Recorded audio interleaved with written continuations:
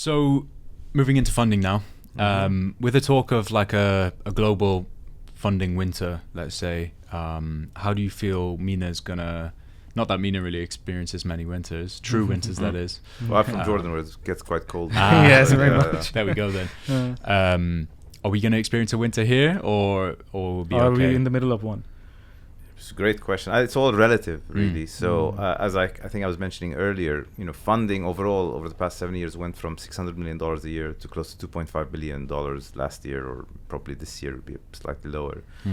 So if you take that time horizon, no, we're in the middle of exponential growth. But if you take from 2021 to 2023, yes, there's absolutely a slowdown in funding. Yeah. And you can call that a funding winter, but it's just it's the wrong time scale, I think. So if you attribute the right time scale, actually, there's overall growth. So if I project 5 years from now, 3 years from now, which is this is the life cycle of companies, right?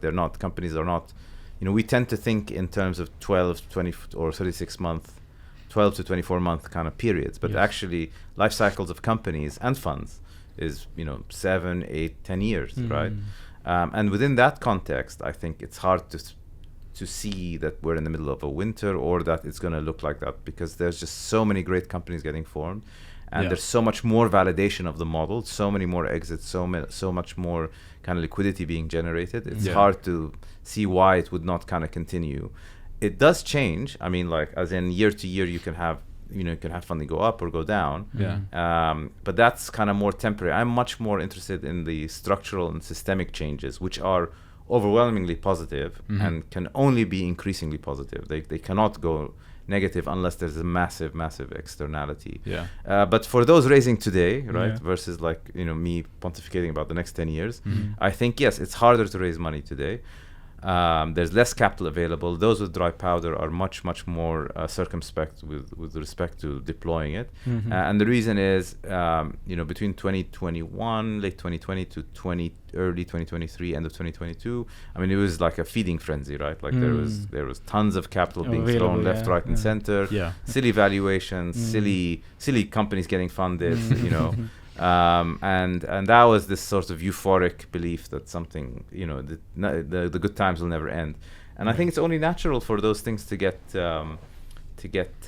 rectified, and we're going through that now. As in, the velocity of capital is slower. I mean, remember at the end of the dot-com bubble in 2000. On the back of that, a lot of companies died and like funding dried up, etc. But so many amazing companies grew on the back of that. I mean, most of our consumer internet businesses that we have today, your Spotify, your Facebook, your WhatsApp, your Airbnb, all of these companies grew out of that era, right?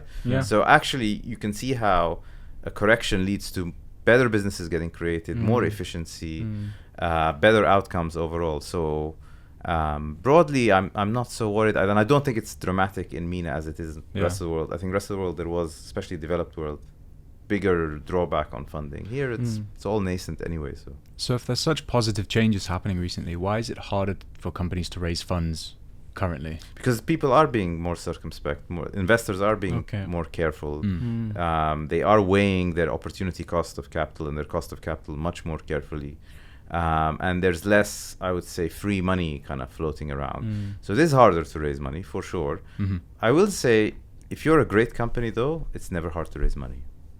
I mean, you can find capital. If you're demonstrably top of the pile, you're in the top 1%, then or top 10% of what's out there, you will always get funded. I guarantee it. It's very few amazing companies, and this is very subjective, die because they couldn't find capital. Capital is there. It may come from unusual sources, but it's there if you're demonstrably doing incredibly well.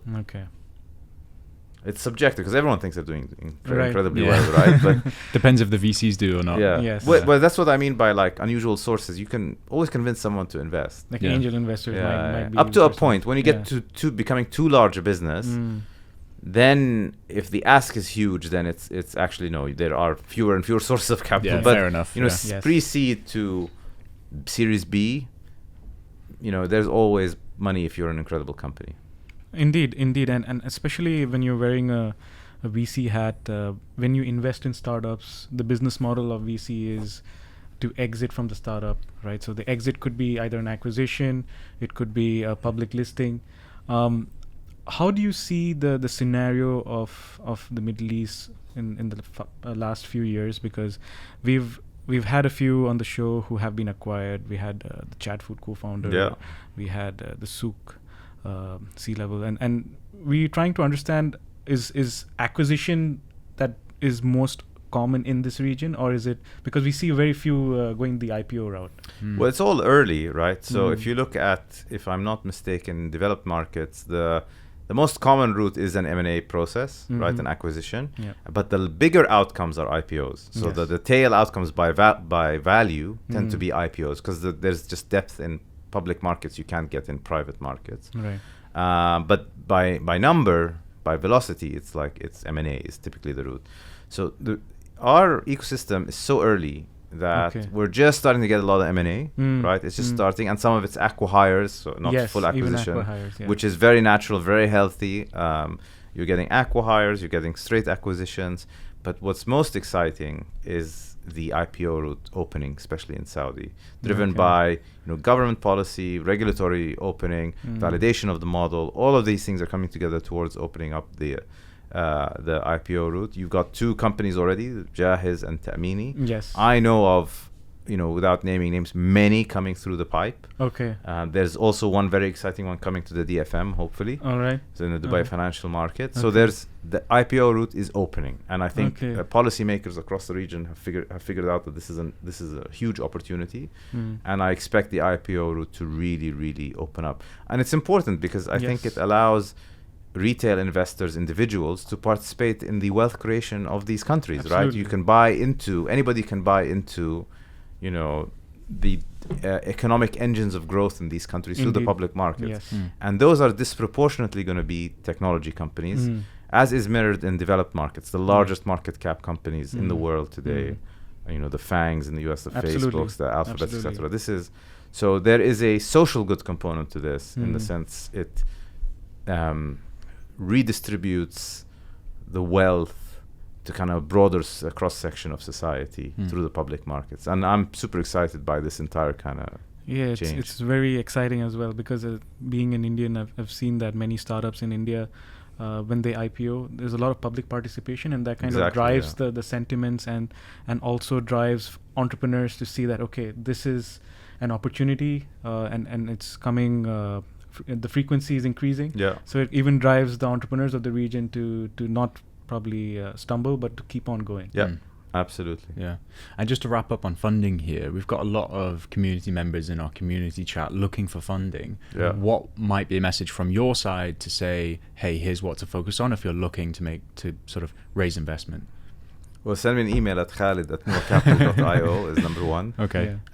Number two, to focus on fundraising, I think nothing beats a solicited intro, meaning to a VC or an investor. So find the VCs that you want to talk to, that you feel would have a portfolio or have made public statements or have a stated kind of mandate that fits within what the startup you're building. Yeah. And just find a way for a good intro. I think of every call, I mean, we respond to cold calls at NUA, but we're just inundated with them so much. It's hard to kind of give them their due. The ones naturally that get a bit more consideration, we look at more carefully, are ones that are with a solicited intro. Somebody introduces you to them. Makes sense. Right. So if you're a startup, you're looking for funding, you say, I want to talk to these 5 VCs, I want to talk to NUA, I want to talk to whoever. Then find someone who knows someone. You should be able to do that. Okay. That's almost your first hurdle in building your network. Sure. Yeah. And it's the same when you're doing clients or customers or suppliers. It's the same kind of thing. Yeah. Yes. Yeah. You heard that, guys. We'll introduce you.